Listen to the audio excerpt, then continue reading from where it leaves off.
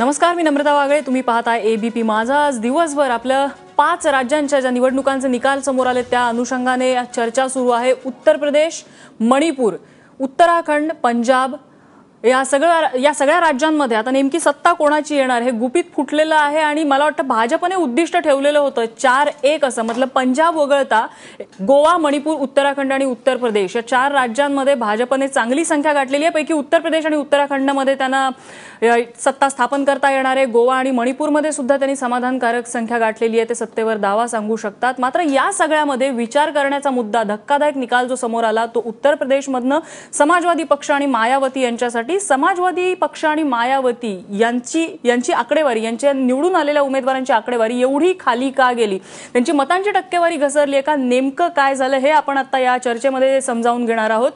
आपण सुरुवात करूया राम कदम यांच्यापासून. राम कदम, तुम्हाला काय वाटतं, समाजवादी पक्ष आणि मायावतींचा बसपा यांच्या पराभवाची कारणं भाजपला काय वाटतात? नाही, मुळामध्ये विरोधी पक्षाच्या पराभवाची कारणं ती त्यांनी शोधायची. पण मोठी जे दिसतं की आमच्या विजयाचं कारण विचाराल तर ते मी मगाशी सांगितलं की विकासाचा जो प्रमुख अजेंडा हा मागच्या 3 वर्षाच्या कालखंडामध्ये मोदी सरकारनं जो मांडला, घराघरामध्ये मग शौचालय देणं असेल, बँकेचे अकाउंट देणे असतील, गॅस सारख्या सुविधा देणं असेल, अशी ही विकासाची कामं लोकांना भावली आणि त्याच्यामुळे लोकांनी मतदान. थोडक्यात अँटी इन्कम्बन्सी फॅक्टर. प्रश्न मायावतींचा आपण म्हणतात तर मायावती ज्यावेळेस सरकारमध्ये होत्या तर त्यावेळेस ज्या पद्धतीनं त्यांनी स्वतःचे पुतळे उभारणं, त्या ठिकाणी स्वतःचं जे चिन्ह आहे हत्ती ते उभारणं, याच्यामध्ये कोट्यावधी रुपयांची ज्या पद्धतीने त्यांनी नासाडी केली, हे निश्चितपणे उत्तर प्रदेशच्या जनतेला कुठेतरी आवडलेलं नाही. आणि हे मतदानातून हे दिसतंय. आणि मूळ मुद्दा असा येतो की हे तिन्ही पक्ष जर आपण पाहिले तर हे तिन्ही पक्ष म्हणजे स्वातंत्र्याच्या कालखंडाच्या नंतर, मी आकड्यांमध्ये शिरत नाही, आकडे घ्यावे लागतील, पण एवढा मोठा विजय हा विधानसभेच्या निवडणुकीमध्ये, आता उत्तराखंड वेगळं झालंय तरी पण आपण पाहता हा फार मोठा विजय भारतीय जनता पार्टीला प्राप्त झालाय. आणि याच्या शगुनाची सुरुवात ही महाराष्ट्रापासून आणि मुंबई महानगरपालिकेपासून. ठीक आहे, म्हणजे थोडक्यात तुम्ही जे सांगता की अँटी इन्कम्बन्सी फॅक्टर या ठिकाणी मेजर होता, ज्याचा फायदा भाजपला झाला आणि धक्का समाजवादी पक्षाला बसला. काँग्रेसचा जर विचार करायचा झाला तर काँग्रेस आणि समाजवादी पक्षात जो अलायन्स होता, आता सगळीकडे अशी चर्चा आहे की काँग्रेस सोबत जो अलायन्स होता त्यामुळे सुद्धा समाजवादी पक्षाला मोठा धक्का बसलेला आहे. कोणत्या जागा सोडायच्या कोणत्या नाही यावरून. नाही, आता असं आहे की ही पश्चात बुद्धी आहे की काँग्रेसमुळे नुकसान झालं किंवा मग सपाचा स्वतःचा परफॉर्मन्स किंवा काँग्रेसचा परफॉर्मन्स याचा विचार करण्यापेक्षा आता एका अनुषंगानं आपण हा विचार केला पाहिजे की तामिळनाडू, वेस्ट बंगाल आणि उत्तर प्रदेश हे राज्य अशी आहेत की आलटून पालटून सत्ता जी आहे ती फिरवत असते. ती फिरवत असताना डिसायसिव्ह मॅन्डेटच ती देत असते. 2007 साली सरप्राईज केलं होतं, त्यावेळेस मायावतींना संपूर्ण बहुमत जे आहे ते मिळालं होतं. 2012 साली सपाला देत असताना संपूर्ण बहुमत मिळालं. कदाचित मोदींनी ज्या पद्धतीने म्हटलं की मी केंद्रामध्ये आहे, मी राज्यामध्ये बदल घडवून आणू शकतो, अनेक प्रॉमिसेस जे त्यांनी दिलेले आहे. आता राम कदम साहेबांनी ज्या योजना सांगितल्या त्या सगळ्या आमच्याच आहेत, त्याच्यात यांची कुठली योजना स्वतःची नाहीच. म्हणजे निर्मल भारतचं स्वच्छ Bharat, direct benefit transfer, Jan Dhan, हे सगळे जे आहे ते नावं बदलून आणलेले आहे. पण मला असं वाटतं की डिसायसिव्ह मॅन्डेट देण्याची इथल्या जनतेची जी आहे ती मानसिकता आहे. त्यामुळे त्यांनी कदाचित यावेळेस जे आहे ते संपूर्णतः भाजपावर विश्वास ठेवून त्यांना ते मॅन्डेट दिलेलं आहे. आता महत्त्वाची गोष्ट अशी आहे की जवळजवळ 3/4 भारत देशामध्ये भाजपा सरकार आहे. केंद्रामध्ये 30 वर्षानंतर संपूर्ण बहुमत असलेलं भाजपचं सरकार आहे.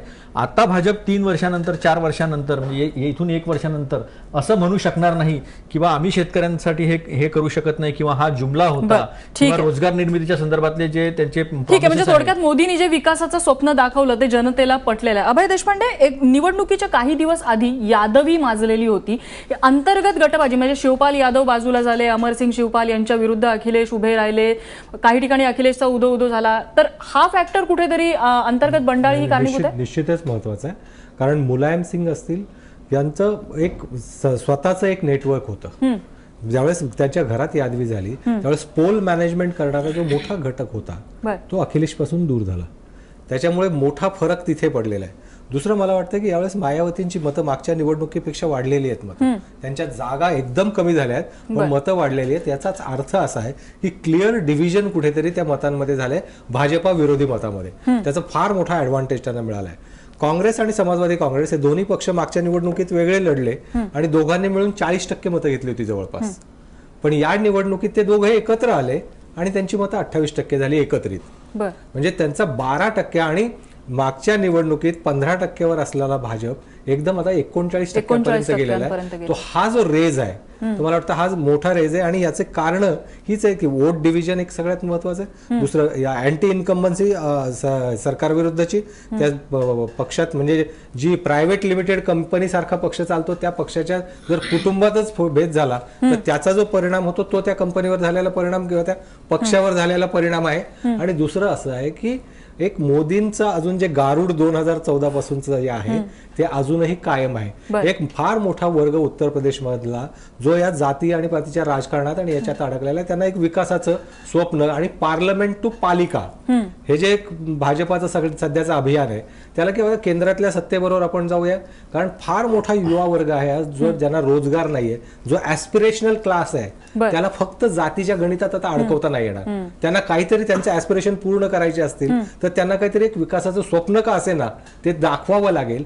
आणि हे स्वप्न दाखवण्यात म्हणजे स्वप्न आता दाखवण्यात म्हणजे ते काँग्रेसचं नेतृत्व त्यांच्या पक्षालाही स्वप्न दाखवू शकत नाही अशा परिस्थितीत असताना त्याचा डेफिनेटली मला वाटतं की मोदींच्या नेतृत्वाचा फार मोठा फरक या निवडणुकीमध्ये पडलेला आहे. म्हणजे पूर्वीच्या जे भाजपाचं उत्तर प्रदेशमधलं सरकार होतं विशेषतः बाबरी मशीद आंदोलनानंतरचं ते कम्युनल पोलरायझेशनवर आलेले सरकार होतं.